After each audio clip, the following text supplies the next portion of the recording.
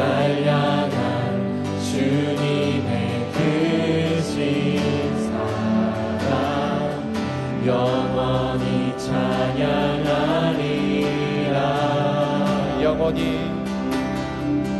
영원히 찬양하리라. 아름다우신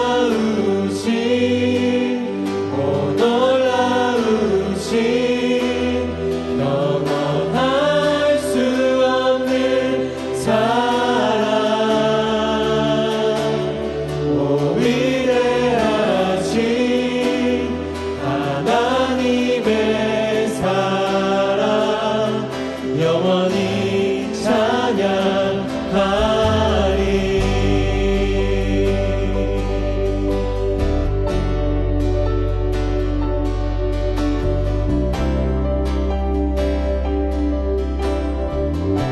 십자가 그 사랑 십자가 그 사랑 찬양하리. 날 구원하신 그 사랑 내 삶을 드려 찬양하리라. 놀라우신 주의 사랑 영원히 찬양하리라. 영원히 찬양하리라. 아름다우신 오 놀라우신 영원할 수 없는 사랑 오 위대하신 하나님의 사랑 영원히 찬양하리. 주와 같은 분 없네. 주와 같은 분은 없네.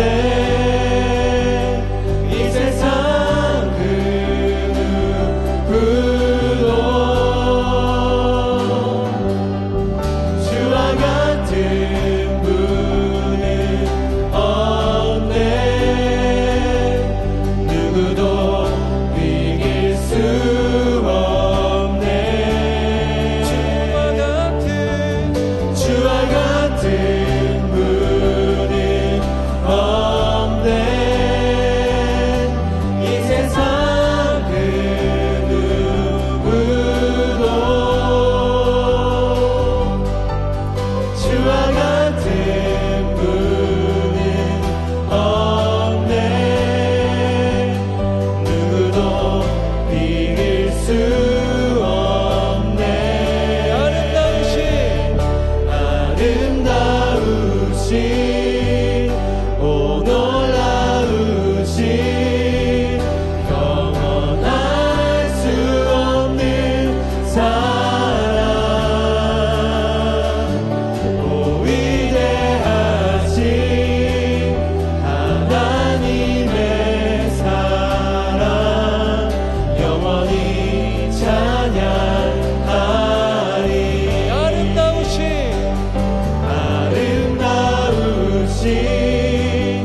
오 놀라우신 영원할 수 없는 사랑 오 위대하신 하나님의 사랑 영원히 찬양하리. 이 시간 우리 함께 기도하겠습니다. 주님은 아름다우십니다. 우리를 항상 인도하시고 우리가 동행하시는 주님을 우리가 송축하며 찬양했으면 좋겠습니다. 함께 그분을 기도하며 이 시간 그분만을 높이며 함께 기도하며 나아갑시다. 함께 기도하겠습니다.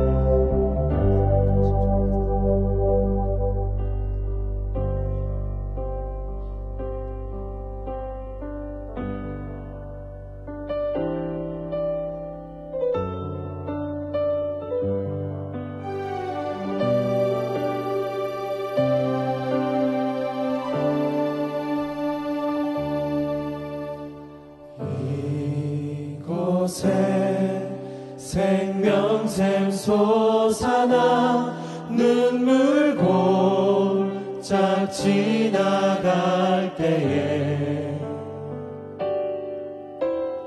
머잖아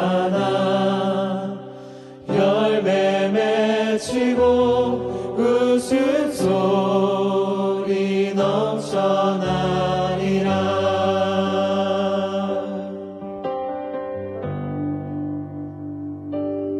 꽃들도 구름도 바람도 넓은 바다도 찬양하라 찬양하라 예수를. 하늘을 울리며 노래해 나의 영혼아 은혜의 주 은혜의 주 은혜의 주.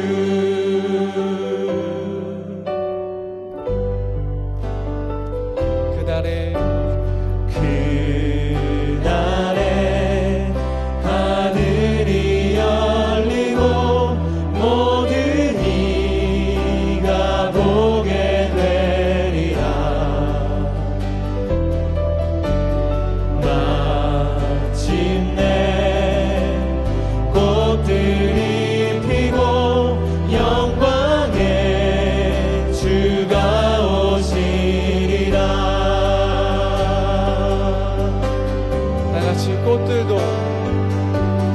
꽃들도 구름도 바람도 넓은 바다도 찬양하라 찬양하라 예수를. 하늘을 울리며 노래해 나의 영혼아 은혜의 주 은혜의 주 은혜의 주. 다시 한번 꽃들도 꽃들도 구름도 바람도 넓은 바다도 찬양하라 찬양하라 예수를. 하늘을 울리며 노래해 나의 영혼아 은혜의 주 은혜의 주 은혜의 주. 우리 목소리 높여. 꽃들도 구름도 바람도 넓은 바다도 찬양하라 찬양하라 예수를. 하늘을 울리며 노래해 나의 영혼아 은혜의 주 은혜의 주 은혜의 주. 우리 함께 기도하겠습니다. 주님. 인사할까요? 인사하겠습니다. 아유, 활짝 웃어주시네요. 빛이 있으라! 아멘. 오늘 이 빛은 정말 우리의 오래된 기도 제목 가운데 그렇게 활짝 비춰주시기를 간절히 소망합니다. 요즘 한창 결혼 계절입니다. 그래서 여기저기에서 청첩장을 많이들 받으시죠? 네, 받으실 겁니다. 저도 많이 청년들한테 받게 되는데요. 예전부터 어른들이 야, 너 어른 되려면 결혼해야 된다라고 말씀들 하시잖아요. 그래서 마치 결혼을 하고 나면 어른이 이제 될 것처럼 그렇게 말씀들 하시죠. 그런데 실제로 결혼을 한다고 해서 갑자기 그렇게 책임감 엄청 강하게 있는 어른이 되는 것 같지는 않아요. 결혼을 하면 언제 이렇게 어른이 되어서 한 가정을 책임져야 된다라는 오히려 부담감이 요즘 청년들에게는 더 많아서인지 결혼을 좀 늦게 하겠습니다라고 하는 이유 중에 좀 들어보면 그런 부담감이 좀 너무 부담스럽다라는 말들을 종종 제가 듣게 되거든요. 아마 이 자리에도 결혼을 하신 분들도 계실 텐데요.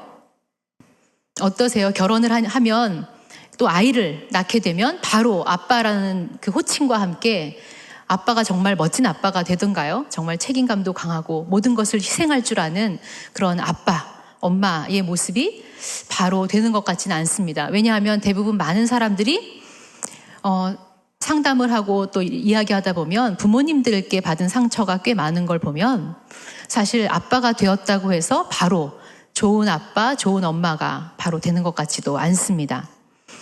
최근에 나타나는 현상 중에 보면 어른 아이라는 말이 있다고 합니다. 이것은 그 신체적 나이로는 성인이 되었지만 사회적으로는 그 사회적인 독립심이나 결단력이 없어서요. 정서적 수준으로 아직 아이 수준에 머물러 있는 사람들을 가리키는 말이라고 하는데요. 쉽게 말해서 몸은 어른이지만 정신은 아직 어린 아이 같은 사람들을 어른 아이라고 부른다라는 거죠. 그런데 최근에 이런 사람들이 참 많아지고 있다고 합니다.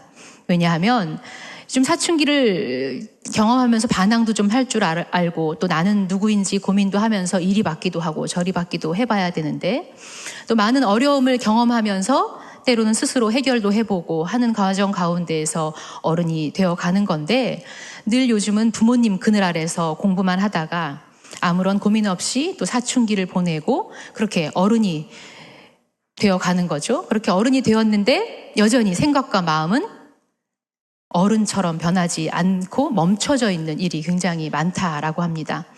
이처럼 성숙과 변화라는 것은 그냥 시간이 지난다고 그냥 자연스럽게 되는 것은 아니다라는 이야기인 것 같습니다. 앞선 두 가지의 이런 비슷한 이야기들은 사실 비슷한 메시지를 담고 있습니다. 사람이 호칭이 변한다고 해서 바로 변하는 것 아니고 또 나이가 먹거나 시간이 지난다고 해서 자연스럽게 그 정서나 생각까지 어른이 되지 않는다라는 이야기죠. 바로 이러한 이야기가 오늘 우리가 읽은 성경 본문을 읽을 때에 그러한 메시지를 가지고 한번 읽어볼 수 있는 본문입니다. 한번 보겠습니다. 이스라엘 백성들은 수백 년간 애굽의 노예로 살고 있었죠. 그런데 이제 드디어 하나님께서는 이스라엘 백성들을 그 애굽이라는 땅에서 노예로 살고 있었던 그들을 탈출시켜 주시겠다고 합니다. 아니, 단순히 노예로 살고 있다가 탈출시켜 주겠다라는 것에 그치는 것이 아니고 약속의 땅으로 이동시켜서 그들이 더 이상 노예로 살아가는 것이 아니라 하나님의 선택된 백성, 자녀로 또 더 나아가서 하나님의 제사장 나라가 되는 데에 그러한 일로 삼으시겠다라고 약속을 해주시는 거죠. 노예로 오랫동안 살았던 사람들에게는 사실 좀 믿기 어려운 약속처럼 들렸겠지요. 그래서 하나님은 그러한 백성들에게 초자연적인 상상도 할 수 없는 기적을 일으키시면서 또 그런 것들을 경험케 하시면서 백성들을 이끌어 가십니다. 애굽에서 나와 그렇게 땅을 향해서 떠나가게 되죠. 그리고 그렇게 이스라엘 사람들은 이제 애굽에서 나와서 광야라는 40년의 생활을 거쳐서 가나안 땅까지 긴 여정을 이제 시작하게 됩니다. 그리고 바로 그런 긴 여정을 담은 이야기가 성경책의 어떤 부분이에요? 출애굽기, 성경책에 있는 출애굽기는 바로 그 긴 여정을 담은 성경 이야기입니다. 그런데 아마 성경 공부를 많이 하신 분들은 이미 들어보셨겠지만요.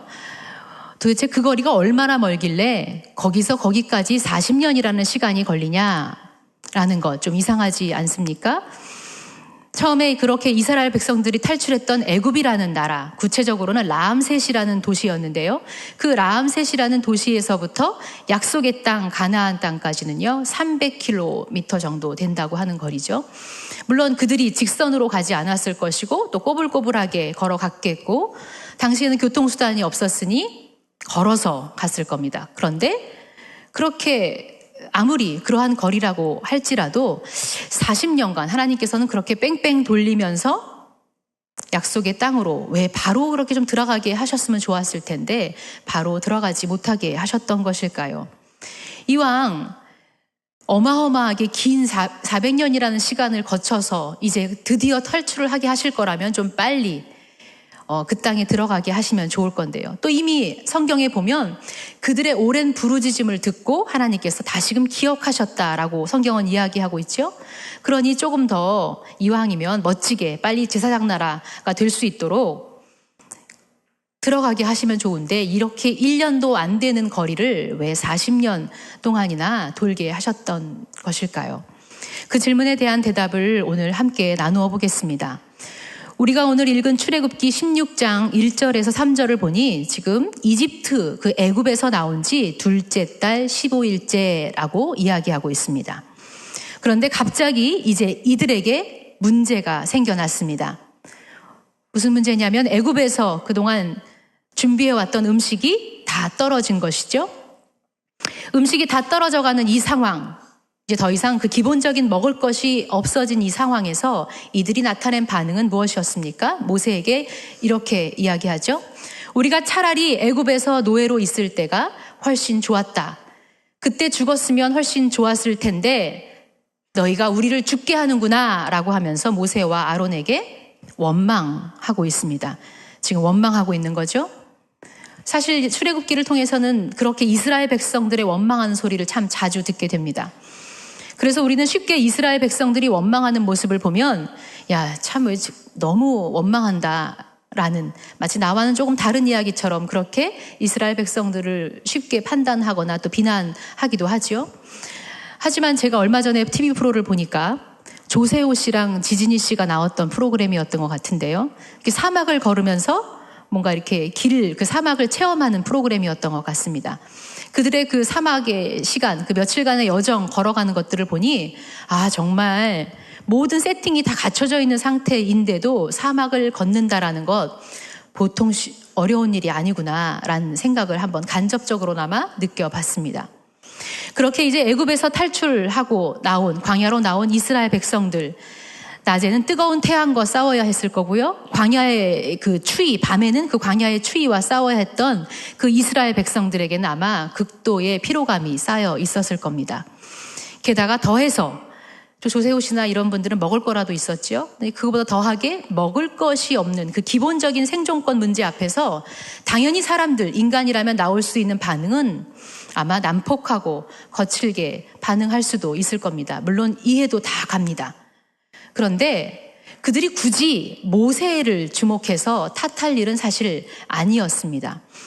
왜냐하면 이미 사람이 얼마나 백성들이 약할지 또 광야에 나와서 힘들지를 알기 때문에 하나님께서는 백성들이 그럴 수밖에 없다라는 것, 그 연약함을 아셨기에 이미 나오기 전에 상당히 누구도 경험할 수 없었던 초자연적인 일들을 행하시면서 내가 너와 함께하고 있다는 것을 분명히 보여주셨습니다. 그리고 탈출시키셨죠?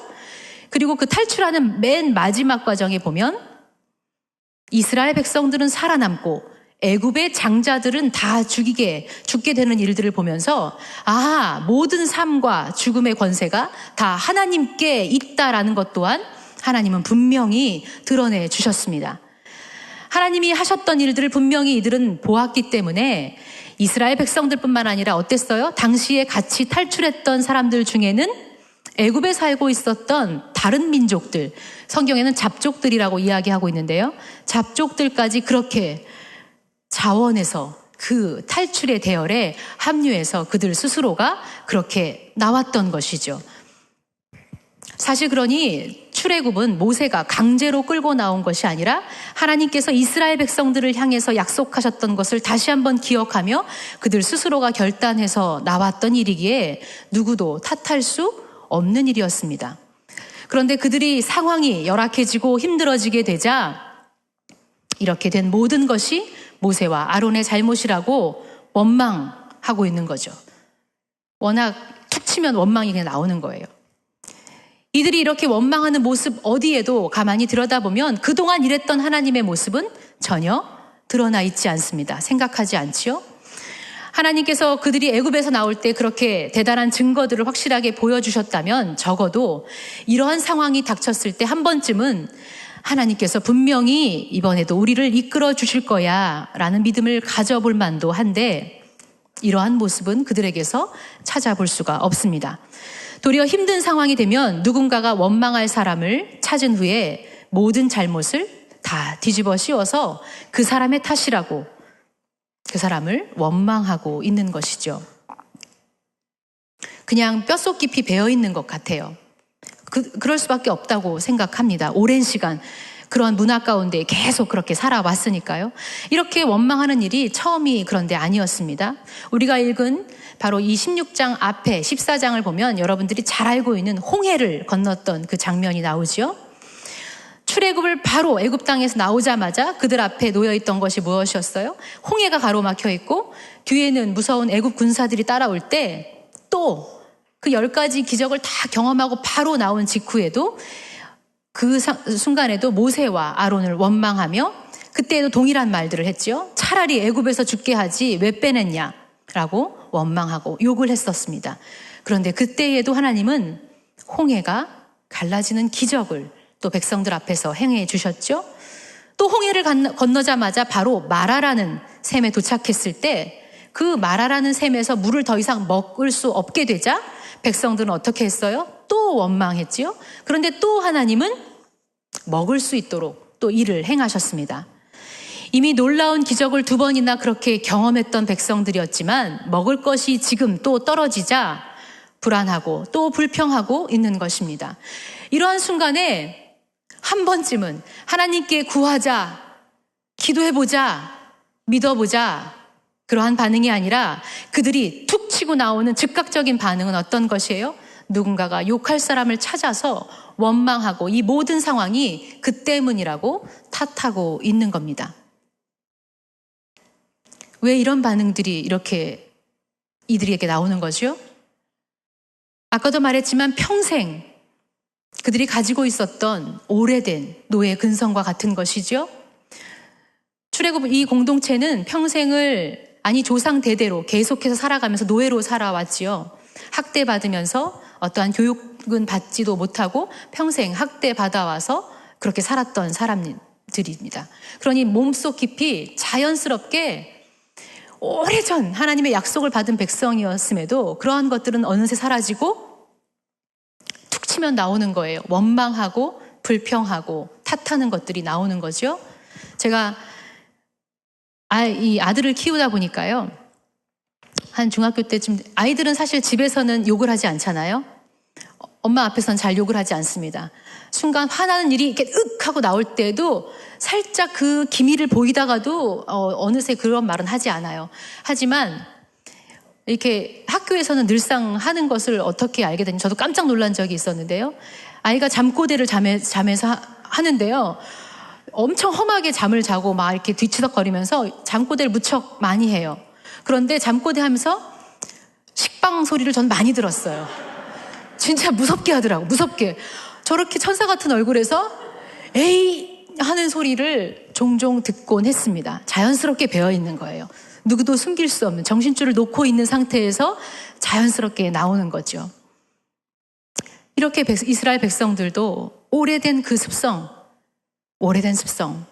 하나님을 먼저 보기보다는 불평하고 원망하고 툴툴거리고 탓하는 것, 누군가를 찾아내는 것, 이러한 일에 너무 익숙해져 있고 자연스럽게 배웠습니다.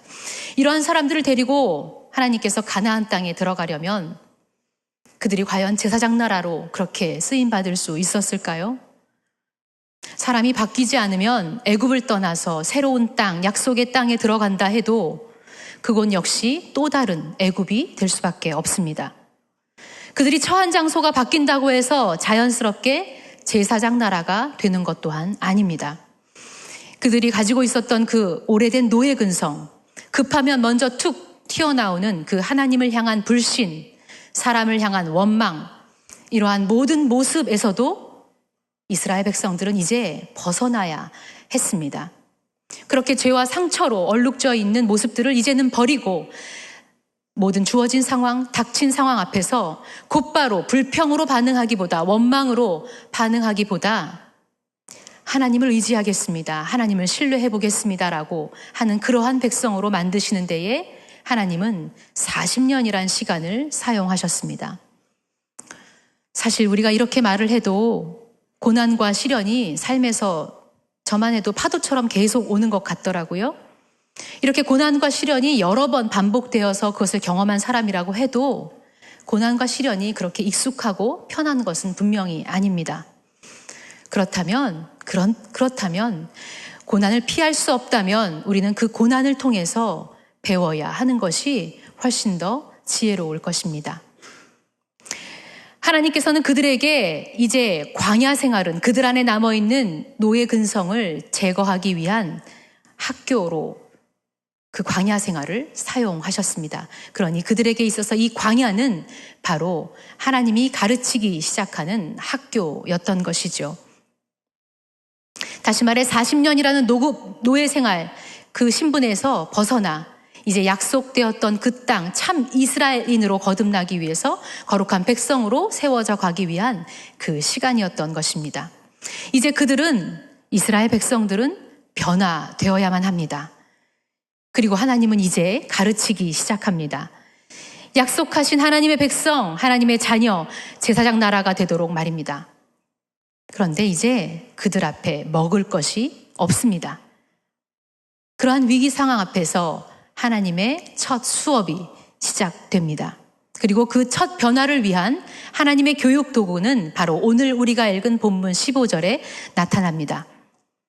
이스라엘 백성들이 어저께까지 먹을 것이 없어져서 이렇게 불평하고 차라리 죽는 게 낫겠다라고 원망하고 한참을 그렇게 원망하고 그 밤을 지내고 아침에 일어났습니다.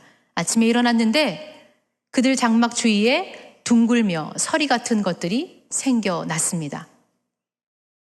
찍어봤더니 달기까지 하네요.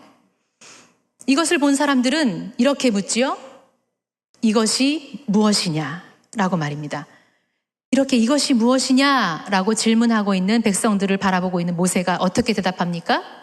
가만히 보고 있다가 이것은 여호와께서 너희에게 먹게 하신 양식이다 라고 대답을 합니다. 바로 하나님께서 이들에게 학교의 첫 수업으로 시작했던 그 도구는 만나였습니다. 사실 들어보셨는 적이 있을지 모르겠지만 이 만나라는 것은 전혀 놀랄만한 현상이 아니라 그 광야 생활을 하는 사람들이 겪을 수 있었던 또 광야에서 이미 일어나고 있었던 아주 평범한 자연현상이라고 합니다. 그 위석류라는 식물이 있대요. 그 지역에. 사막에서 흔히 사는 건데요. 그 위석류라는 식물에 기생하고 있는 연지벌레라는 그 연지벌레가 침을 통해서 분비물이 나오면요. 그 분비물이 모여서 땅에 떨어졌다가 사막 기후에 그 찬 밤을 지내고 나면 알알이 딱딱하게 고체처럼 된다나요? 단단하게 굳어져서 그 다음날 아침이면 서리처럼 이렇게 보이게 되는 거죠. 그래서 사람들이 주워 모을 수 있게 될 수 있는 그 자연현상 중에 하나였다라는 거죠. 그래서 만나는 어떤 면에선 전혀 특별할 것 없는 자연현상이었습니다. 이렇게 하면서 만나가 특별하지 않은 자연현상이라고 해서 우리가 실망할 필요는 없는 거죠. 왜요? 하나님은 모든 자연현상을 통해서 계속 드러내시고 일을 하셨잖아요. 홍해를 건널 때 분명히 말씀에 어떻게 되어 있어요? 동풍을 밤새도록 불게 하셔서 마르게 하셨다. 그래서 홍해가 갈라지게 하셨다라고 표현하고 있죠. 또 메추라기도 원래 메추라기라는 새가 있었을 터인데 그들을 이용해서 사용하셔서 때로 몰게 하셔서 그들 백성들이 먹을 만큼 그 자리로 또 있게 하신 거죠. 자연현상은 예상치 못한 상황 가운데에서 그렇게 하나님께서 사용하셔서 일하는 것이니 우리는 이것이 원래 있었던 자연현상입니다 라고 말한다고 해서 실망할 필요가 없다는 거죠. 어쨌든 중요한 것은 이스라엘 공동체가 이 만나를 하나님이 그들에게 주시는 하나님의 선물, 은총의 선물로 받아들이기 시작했다라는 것입니다. 이집트에서 준비해왔던 양식이 다 떨어졌습니다. 내가 준비하고 내 손으로 할 수 있는 것이 하나도 없을 때에 그러한 상황에서, 그러한 바닥과 같은 상황에서 그들이 가지게 된 것은 또 그들이 가지게 되어야 될 그 삶의 첫 태도는 바로 삶의 작은 하나하나를 하나님께서 우리에게 주신 겁니다. 하나님의 은혜입니다라고 받아들이는 그 믿음. 바로 거기서 하나님께서는 다시금 시작하도록 하셨습니다. 사실 우리 그리스도인들의 삶이 그렇지요. 세상 사람들은 내가 힘들게 노동하고 내가 벌어서 돈을 벌었습니다라고 이야기하지만 우리 그리스도인들은 이것을 하나님이 내게 주셨습니다라고 고백하는 사람들이죠.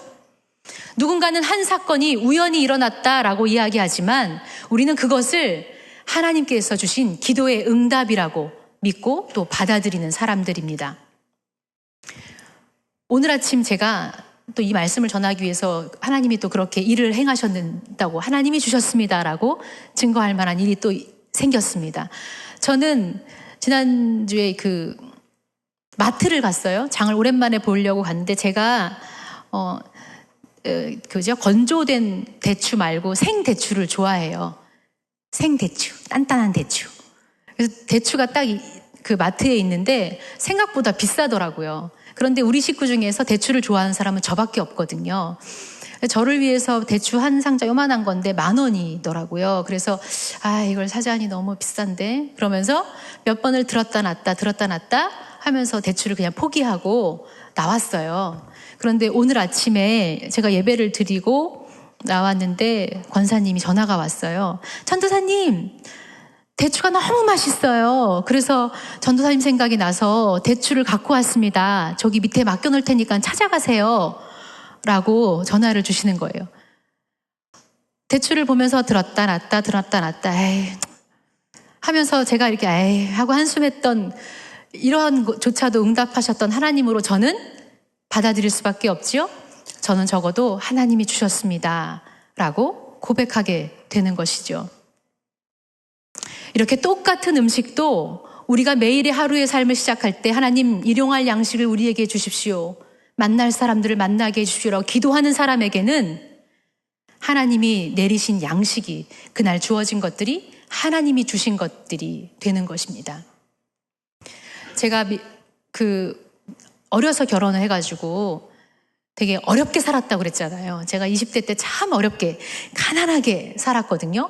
그런데 그때 오히려 저는 참 하나님을 생생하게 경험하고 하나님을 정말 이것이 하나님이 살아계시는구나를 경험해 살았던 때였는데요.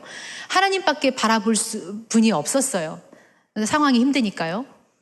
그런 상황 속에서 쌀이 여러 번 저분 그렇게 나이 안 많아, 전 그렇게까지 많지는 않아요. 쌀이 없을 정도로 오래된 시절은 아닙니다. 그럼에도 제가 이렇게 말하는 것은 그만큼 어려웠다를 이야기하는 거예요. 쌀이 떨어진 적이 정말로 여러 번 있었어요. 또 애도 빨리 나가지고 애도 있는데 쌀도 떨어지고.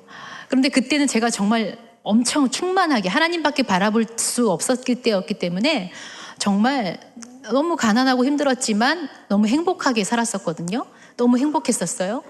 그래서 늘 기도를 했었어요. 정말 기도하지 않고선 살 수 없었던 상황이었는데 하나하나 조분조분 저는 다 얘기하거든요. 여러분한테 제가 솔직하다고 얘기한 것처럼 하나님한테도 엄청 다 얘기하거든요. 하나님 쌀이 떨어졌어요. 어떡하죠? 하고 기도를 했을 때였는데요. 정말 그럴 때는 저희 문 앞에 쌀이 와 있었어요. 어느 날 또 그렇게 기도를 하고 났는데 문을 열어보니까 문 밖에 쌀 20kg짜리가 와 있었어요. 이것은 물론 옆동에 사시는 부목사님께서 가만히 갖다 놓으신 것이었는데요. 저는 하나님이 주셨다라고 고백할 수밖에 없었습니다. 그건 하나님이 제게 주신 것이죠. 이뿐 아니었습니다. 하나님, 쌀만 먹을 수는 없잖아요. 제가 아들인데 아들들이 고기를 엄청 좋아해요. 고기도 좀 주세요. 정말 그랬거든요. 그렇게 기도를 하고 또 지내는 시절이 있으면 또 얼마 안 가면 제 친구가 잘 사는 친구였는데요. 친구야, 내가 샌프란시스코로 15일 여행 가게 돼서 냉장고를 좀 정리하게 되었어 하면서 우리 집을 방문해가지고요, 이만한 박스를 이렇게 들고 오면서 딱 박스를 놓는데 막 굳이 안 줘도 되는 캔, 햄 이런 것도 다 거기에 있고, 그 위에, 맨 위에 아주 얌전히 살포시 냉동 영계가 4마리가 이렇게 탁탁 놓여 있는 것이었어요. 정말 저는 살아가면서 만나와 메추라기를 진짜 실제로 경험했던 시절이었던 것 같아요. 그렇게 그 친구가 갖다 준 선물은 저에게 하나님이 주신 것이었습니다. 하나님이 주신 것이었죠. 40년의 광야 학교, 바로 하나님의 백성으로 살아가기 위한 그 첫걸음을, 이것이 무엇이냐, 히브리어로는 되게 간단해요. 외워두시면 좋아요. 만후라는 말이에요. 이것이 무엇이냐라는 그 만후라는 질문에, 이것은 하나님께서 우리에게 주신 양식입니다. 만나라고 답하게 하신 거죠. 바로 그러한 믿음, 거기서부터 하나님은 시작하게 하신 겁니다. 하나님은 하나님께서 아주 사랑하시는 그 백성에게 광야를 허락해 주십니다. 출애굽기 9장 35절을 보면요, 바로의 마음이 완악하여 이스라엘 자손을 내보내지 아니하였더니 여호와께서 모세에게 말씀하신 것과 같더라 라고 말합니다. 완악하게 그대로 내버려 두는 것. 사실 바로 그 자체가 하나님의 심판의 시작이 아니겠습니까? 하나님께서 이스라엘 백성들을 사랑하지 않으셨다면 그들의 그 오래된 노예 근성, 남을 탓하는 원망, 하나님을 향한 불신 그대로 두셨을 겁니다. 그러나 하나님은 그들을 사랑해 주셨고요. 그래서 선택하셨고 구원해 주셨고 끝내는 그 열방의 제사장 나라로 삼으셔야 했습니다. 로마서 1장 28절은 이렇게 이야기합니다. 또한 그들이 마음에 하나님 두기를 싫어하매 하나님께서 그들을 그 상실한 마음대로 내버려 두사 합당하지 못한 일을 하게 하셨으니. 하나님께서 이렇게 이스라엘 백성들을 그대로 두지 않고 내버려 두지 않으셨다라는 것, 바로 그것이 큰 은혜고 하나님의 사랑의 표현이었던 것입니다. 내버려 두지 않고 하나님께서 광야를 살게 하신 것이 하나님의 은혜와 사랑이었다면 우리 삶에서 만나게 되는 여러 다양한 모양의 힘겨운 순간들, 그 또한 하나님의 그 신실한 사랑 안에서 걸어가고 있는 과정일 거라 저는 분명히 믿습니다. 여러분은 혹시 쏟아지는 과한 일들로 요즘에 또 만나기 굳이 싫은 상황들, 풀리지 않는 일들을 계속 뭔가는 해만 가도 꼬여가는 것 같고 경제적으로 또 너무 어려워진 상황 앞에서 내가 지금 뭐가 잘못되고 있는 것 아니야? 나 뭐 잘못했나? 왜 이렇게 자꾸 꼬이지? 라고 불평하고 또 원망하는 횟수가 잦아지신 분 있습니까? 정신줄을 잠깐 놓으면 우리가 아무리 오래 하나님을 믿었고 신앙생활을 해도요, 정신줄 놓고 있으면 그렇게 되더라고요. 순간 왜 이렇게 바빠? 왜 이렇게 힘든 거야? 왜 이렇게 이런 게 자꾸 나한테 오는 거야? 라고 내 삶에 주어지는 모든 일들, 내 상황에 벌어지고 있는 일들을 하나님이 지금 하시고 계시는 거라고 받아들이기보다는 그렇게 순간 불평하게 되고 원망하게 되는 일들이 먼저 내 앞에 자리 잡게 되는 것들을 보게 된다라는 거죠. 혹시 그런 상황 가운데 있는 자신을 많이 발견한 분 계십니까? 우리 그렇다면 우리의 불평을 멈추고 원망을 멈추고 한번 정신을 차려 보았으면 좋겠습니다. 살다가 좋은 것을 참 우리는 이스라엘 백성들을 두고 그렇게 냉철하게 비판을 하지만 우리의 모습이야말로 사실 그 인간 본연의 모습을 그 불평하고 있는 것, 그 자체는 사실 우리의 모습을 그대로 드러내고 있는 것 같습니다. 그렇잖아요. 우리가 살다가 좋은 일들, 행복한 일들을 만나게 되면 내 힘으로 되게 잘한 것 같고 내 힘으로 정말 그럴싸하게 잘 해낸 거라고 자연스럽게 그렇게 여기면서 이렇게 잘 될 수밖에 없었던 원인을 다 하나님이 아니라 다른 것에서 찾지요. 그리고 그러한 자리에 하나님의 자리는 전혀 없도록 하고 있었던 모습 발견할 때 없으십니까? 신앙생활을 그렇게 오래 해왔는데도 인생의 어려운 순간순간들을 만나게 되고 지루한 순간을 만나게 되면 불평하게 됩니다. 왜 이런 시기들이 나에게 있는지 투덜대기도 하고요.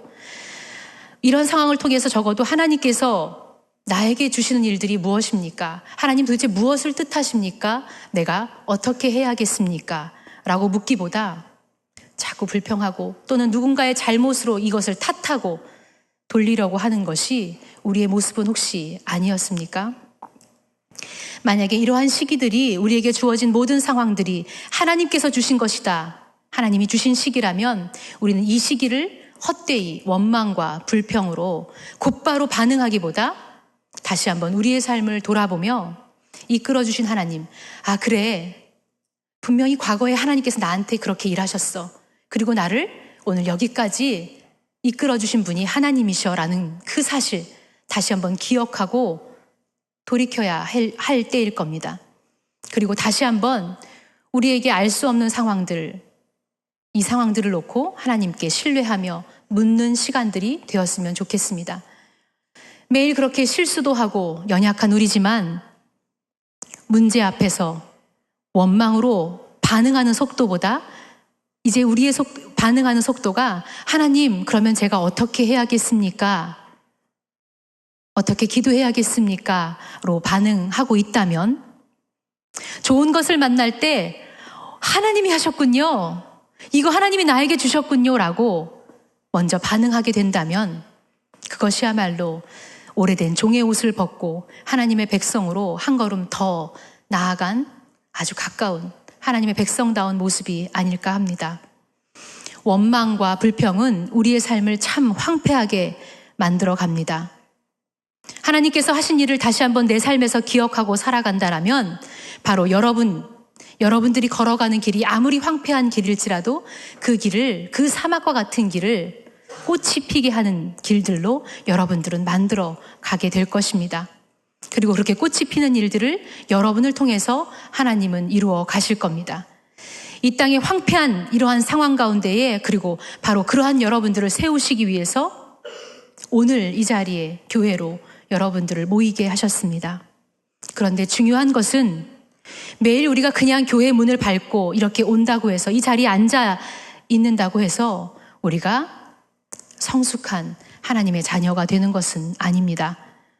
또는 유튜브를 통해서 좋은 설교를 듣거나 우리가 기대하듯이 새로운 담임 목사님이 이 자리에 오신다고 해서 내 신앙을 더 성숙하게 견고하게 만들어주는 것 또한 아닐 것입니다. 세월이 흐른다고 해서 내가 진정한 그리스도인이 그냥 자연스럽게 되는 것이 아닌 것처럼 말입니다.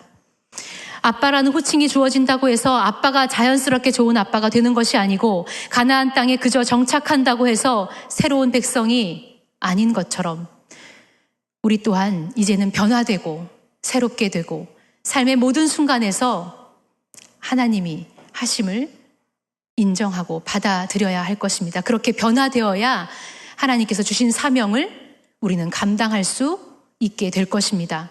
그렇게 하나님께서 주신 사명의 첫 단계, 바로 하나님께서 이것이 무엇이냐라는 질문에 우리는 이것은 하나님께서 주신 것입니다 라고 대답하는 것에서부터 우리는 시작해야 할 것입니다. 오늘도 이 음식은 무엇이냐라는 질문에 이것은 하나님께서 주신 것입니다. 내게 준 이 돈은 무엇이냐? 이것은 하나님이 내게 주신 것입니다. 내게 준 그 치열한 일터는 무엇이냐? 만후라고 말할 때 만나, 이 일터는 하나님께서 내게 주신 것입니다. 삶의 모든 부딪히는 상황 앞에서 이것은 무엇이냐? 라고 물을 때 이것은 하나님께서 제게 주신 것입니다. 우리가 한 것이 아니라 우연하게 생긴 것도 아니라 하나님이 주셨기에 감사하며 살아가는 자세, 내 것이라고 교만하게 소리치지 않고 겸손하게 하나님께서 주신 것을 받아내겠습니다 라고 시작하는 것, 거기에서부터 다시 한번 시작할 수 있었으면 좋겠습니다. 또한 여기에서 한 가지 더 이 말씀을 통해서 주님께서 우리에게 주시는 중요한 음성이 있습니다. 이스라엘 백성들이 만나를 하나님이 그렇게 주신 것으로 여겼을 때가 언제였습니까?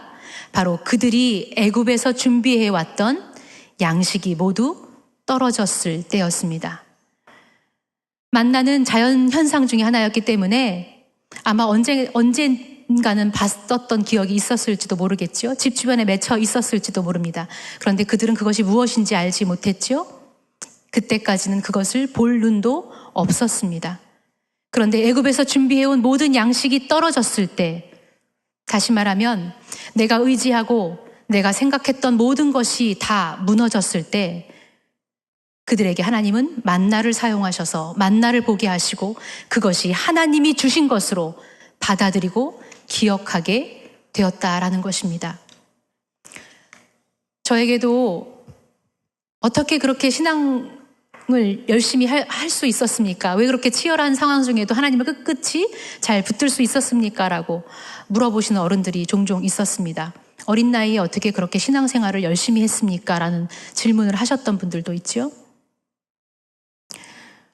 그 이유는 단순했습니다. 결혼을 하고 바로 그 어린 나이에 독립을 하기 시작하면서였던 것 같습니다. 그때 비로소 부모님에게 종속된 신앙이 아니라 나와 하나님이 개인적으로 만나서 이런 게 살아계신 하나님과 만나는 삶이구나. 이게 하나님을 믿는 능력 있는 삶이 바로 이런 것이구나를 바로 그때에, 또 남편이 아주 가난한 유학생이었기 때문에 가진 것이 아무것도 없었습니다. 친정에서 저는 그래도 그렇게 어렵게 살지 않았던 것 같은데 결혼과 함께 찾아온 낯선 생활 환경, 그리고 심지어 부모님을 의지할 수도 없었던 그 먼 타국이라는 삶 속에서 어떤 것도 의지할 수 없는 상황에서 비로소 하나님이 일하시는 것들을 보기 시작했습니다. 가족과 떨어져 본 사람만이 가족과 함께 있는 것이 얼마나 소중한 은혜인지를 알게 됩니다. 건강을 잃어본 사람이 오늘 내가 숨쉬고 안 아프고 살아가는 것, 오늘 내가 이렇게 주일 예배에 올 수 있는 것이 얼마나 감사한 일인지를 알게 됩니다. 추위에 떨어본 사람만이 작은 집이라도 오늘 내가 따뜻하게 이 집 안에서 살 수 있는 것이 얼마나 감사한 건지를 그렇게 고백하게 됩니다. 그렇게 식량이 다 떨어지게 되었을 때 비로소 하나님께서 주신 만나를 이스라엘 백성들은 볼 수 있게 되었습니다. 땅에 나 있는 만나가 당연한 것이 아니라 하나님이 친히 우리에게 주신 것임을 말입니다. 만약 무엇인가가 내게 없고 힘든 시기라면 오히려 하나님이 은총을 더 깨달을 수 있는 그 은혜의 시간임을 우리 다시 한번 기억할 수 있기를 원합니다. 이제 말씀을 정리하겠습니다. 이스라엘 백성들에게는 그렇게 40년이라는 시간이 필요했습니다. 아까도 말했듯이 장소가 옮겨진다고 해서 자연스럽게 제사장 나라가 되는 것이 아니기 때문이죠. 그렇게 하나님의 제사장 나라가 되는 그 첫걸음은 바로 모든 것을 하나님이 주신 것이라고 믿는 믿음에서부터 시작됩니다. 또한 그렇게 하나님을 닮아가기 시작했던 그 하나님의 자녀로 시작했던 그 시기는 애굽에서 준비해온 모든 음식이 떨어지면서부터였습니다. 그렇다면 그렇게 우리에게 찾아온 부족과 결핍은 도리어 하나님의 은혜를 깨닫는 아주 좋은 시기가 될 것이라는 그 음성 잊지 않았으면 좋겠습니다. 우리 이 시간에 함께 기도합시다. 또 한 주간 여러분은 치열한 삶의 자리로 나아가게 될 겁니다. 여러분들이 어떤 삶 가운데 처해 있는지는 모르겠습니다. 하지만 쉬지 말고 하나님은 기도하라고 말씀해 주셨습니다.